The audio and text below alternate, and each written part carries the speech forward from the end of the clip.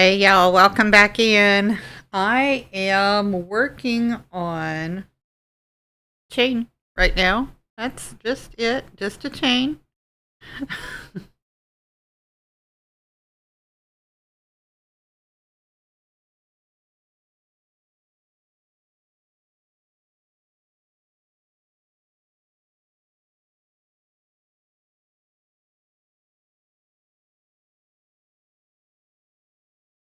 All right, sorry about that. If I don't sit there and count it, I'll have it all messed up. That leads me to today's topic, actually, believe it or not. Let's talk about stitch counts for a minute because we all need them, right? We all need stitch counts. But for some of us, it's easier said than done, right? For a lot of people, probably most people to be fair, stitch counting is simple. It's just another thing that you do. You don't need to worry about if you're doing your stitches right. You just need to worry about what count you're on. That's great. And I love that for you. And I wish it were that way for me. That's not how my brain works. It's not. I can either focus on the stitch count or I can focus on my stitches. I cannot do both.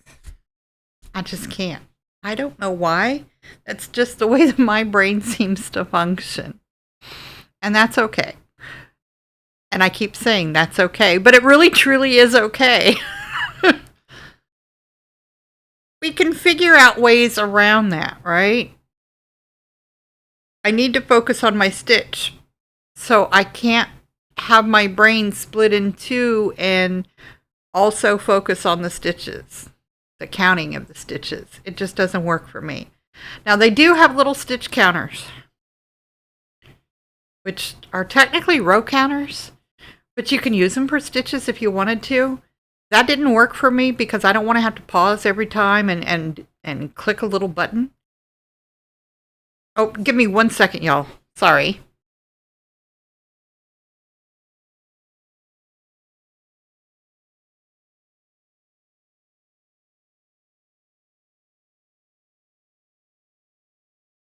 Sorry. I had to remind the kid to feed the dog. Give me 1 more second.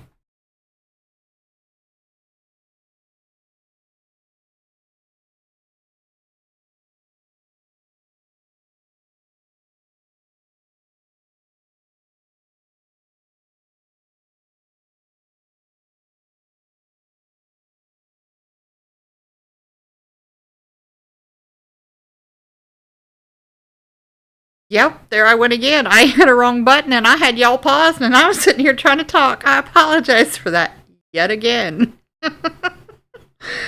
Oh my goodness. Welcome to my chaotic life. I'll forget everything.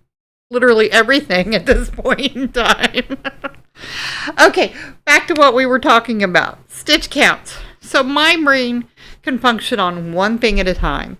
I cannot have my brain function on making my stitches correctly and also counting.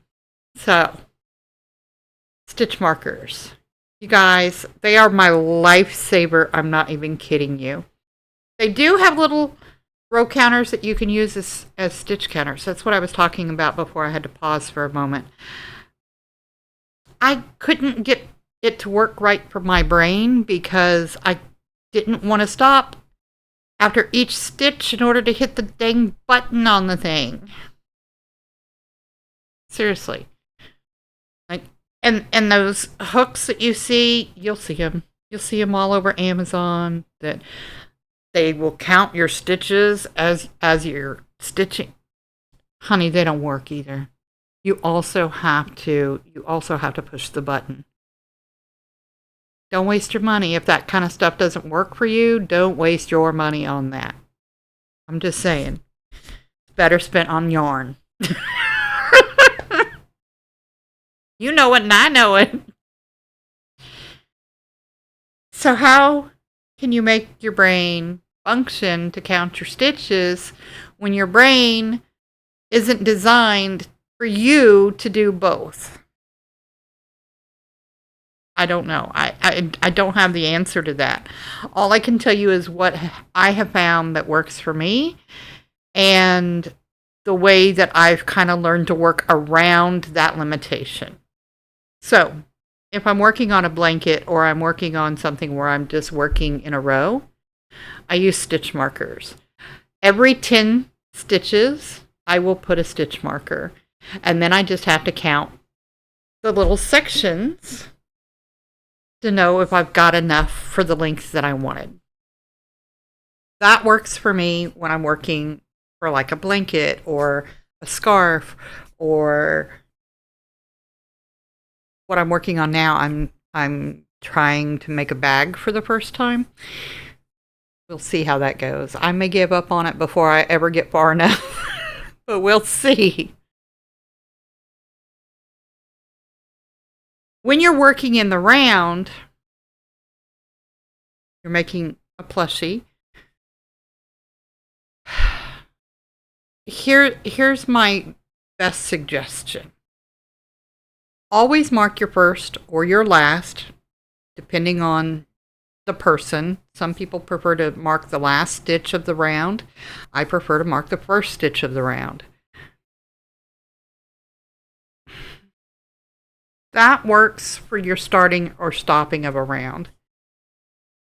If you're someone like me who has a hard time seeing your stitches with the thicker yarns,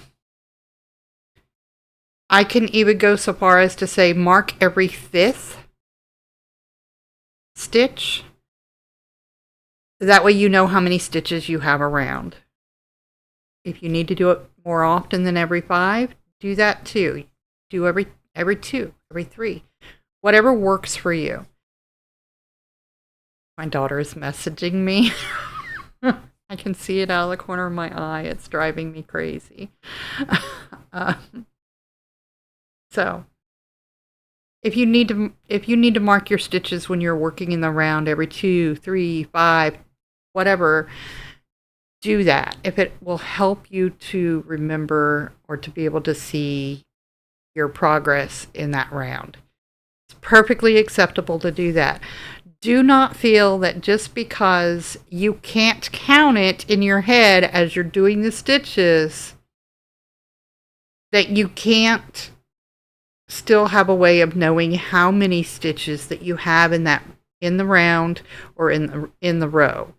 Okay, it works either way. You can still do that.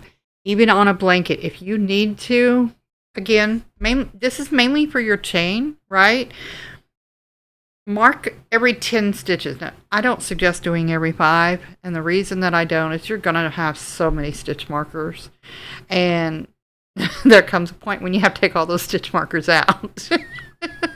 Now, if you're like me and that doesn't bother you, that's perfectly fine, right? Like, I enjoy removing the stitch markers at the end of my blankets. Sometimes I get a little sad because I don't need to have that many anymore in my blankets. Now I just use 2. But occasionally you will still see me putting stitch markers in my chain, every 10 in my chain, because I'm working with 120 chain length, and I need every 10 so that I can count and make sure I'm in the right spot. It's fine. It's really fine. Anyway, I won't drag on and on. I just wanted to come on and tell you, as a beginner, if you are using stitch markers to help you count, that's perfectly acceptable. I do it. I know other people who do it. Don't let that make you feel like you cannot accomplish your goal with crochet just because you can't count your stitches every stitch, because it doesn't work for everyone. Everyone's brains aren't lined up that way, and that's okay. However, you do your best, and if you can't count them, you mark them, you still know what your count is. All right? Until next time, here in the quiet place, bye, y'all. Be you, always.